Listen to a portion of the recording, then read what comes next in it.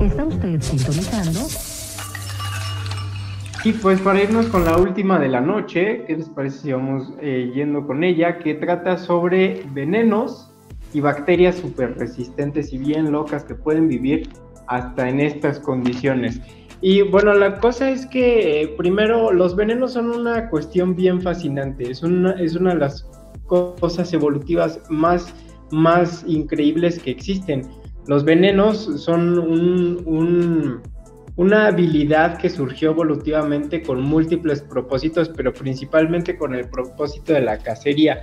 A través del tiempo han evolucionado muchísimo y algunos de ellos, curiosamente, pues no tenían como intención inicial, por supuesto, hacernos daños a nosotros los humanos, ya que no somos la presa de la mayoría de los animales venenosos, pero por cosas del azar y de la evolución, pues terminaron actuando sobre nuestras propias moléculas, que son muy parecidas a las de las presas de los animales venenosos, y por eso nos hacen daño. Primero creo que es importante mencionar esta diferencia. Los animales venenosos son los que producen, almacenan e inoculan el veneno, o sea, tienen la capacidad de producir las toxinas, almacenarlas y un mecanismo para poder hacerlas llegar hacia, pues a lo que tengan que hacerlo llegar, a su presa, a su depredador, quizás para defensa o lo que sea, su amenaza, pero deben de tener este mecanismo. Por ejemplo, una serpiente venenosa pues tiene colmillos para hacer llegar este veneno a lo que sea. Además, produce su propio veneno. Sin embargo, también existe una gran cantidad de animales que no son venenosos y más bien son tóxicos. En inglés existe la palabra poisonous, pero por desgracia no tenemos una palabra equivalente en español y por eso a veces genera confusión. Los animales tóxicos son los que producen o almacenan toxinas, ya sea que ellos mismos las producen o que las obtienen de su alimentación, pero no tienen un mecanismo para administrarlo. O sea, las tienen en sus cuerpos, pero no tienen manera de administrarlo, solamente a través del ataque de otro organismo. Por ejemplo, una ranita venenosa, si nosotros la mordemos, pues muy probablemente nos vamos a morir, pero si estamos cerca de ella, pues no tiene forma de hacernos daño, de inocularnos ese veneno. Esa es la diferencia primero entre animales venenosos y tóxicos, digamos. Ahora, dentro de las serpientes venenosas, a pesar de que alrededor de nada más el 19% de las serpientes son de importancia médica para los humanos, pues a veces se registran casos de mordeduras. En este estudio lo que hicieron fue científicos evaluar si existían bacterias en algunos de los venenos, porque dentro de los casos de mordeduras que se han registrado históricamente por envenenamientos, en ocasiones han ocurrido algunas infecciones bacterianas. Entonces, originalmente se creía que estas infecciones venían de manera independiente al envenenamiento, por un mal manejo de las heridas. Sin embargo, un grupo de científicos, como les mencionaba, de Estados Unidos e Inglaterra, decidieron ver si realmente era así. Para ello, analizaron entonces si existían microorganismos presentes en el veneno o glándulas de veneno de 5 serpientes y 2 arañas.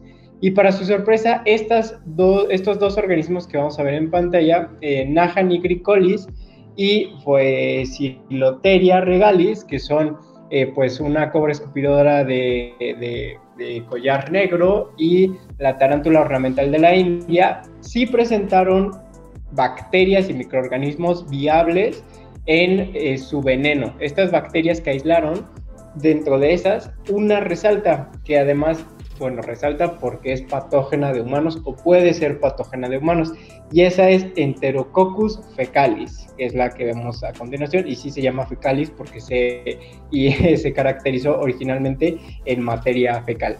Entonces, este organismo, esta bacteria puede vivir en los venenos de esta serpiente y de esta araña, lo que significa que en caso de una mordedura, pues potencialmente se puede inocular también. Esto es extraordinario, pues los venenos están compuestos de múltiples moléculas, entre las cuales se han identificado pues muchísimas, tanto de serpientes como de arañas, que pueden tener acción antibiótica, por lo que los mecanismos de resistencia de Enterococcus fecalis que le permiten vivir en un veneno ahora son de mucho interés para la comunidad, tanto para entender la resistencia bacteriana a antibióticos como para eficientar la manera en que se tratan los envenenamientos por algunos animales, que pueden potencialmente también generar algunas infecciones bacterianas. Entonces, esto es muy interesante, tanto por la parte de las bacterias que tienen la capacidad de estar aquí, que ya sabemos que hay bacterias extremófilas que pueden vivir a temperaturas súper elevadas de más de 100 grados, a presiones muy altas, en temperaturas muy bajas, en salinidad altísima, y ahora las encontramos en venenos. O sea, básicamente pueden colonizar lo que se les dé la gana y tienen mecanismos para poder resistir. Por eso es que nos preocupan tanto las bacterias.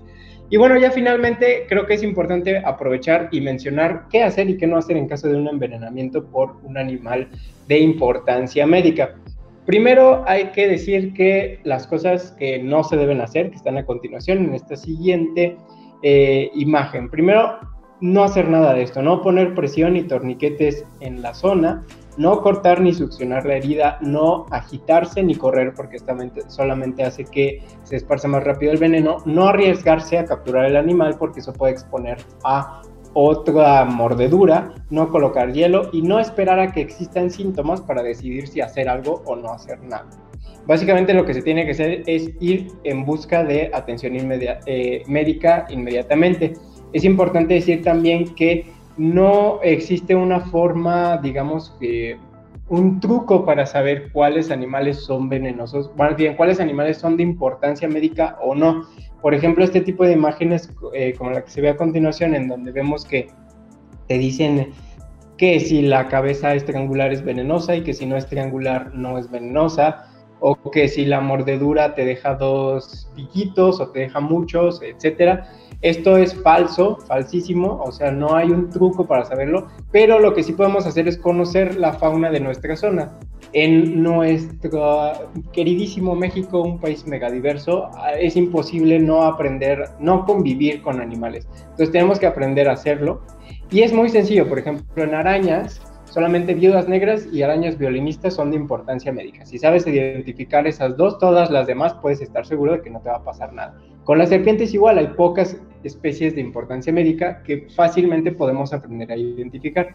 Y pues ya por último, entonces lo que hay que hacer es buscar atención médica inmediata. Afortunadamente en México tenemos una empresa llamada Bioclon, que es una de las empresas líder a nivel mundial en producción de antivenenos. Y si se administra en las primeras horas, inmediatamente en los primeros minutos, antes de 1 hora de que se dio el envenenamiento, prácticamente ni siquiera se ven en algunos casos el desarrollo de los síntomas. Entonces son muy efectivos, muy seguros, muy buenos, y pues además son mexicanos. Así que con esto terminamos la noticia del día de hoy sobre venenos, sobre bacterias viviendo sobre bacterias viviendo en venenos. Ahora ya le sumamos eso, ¿no? O sea, a las bacterias que viven en geysers, en glaciares, en lagos salinos. Hola,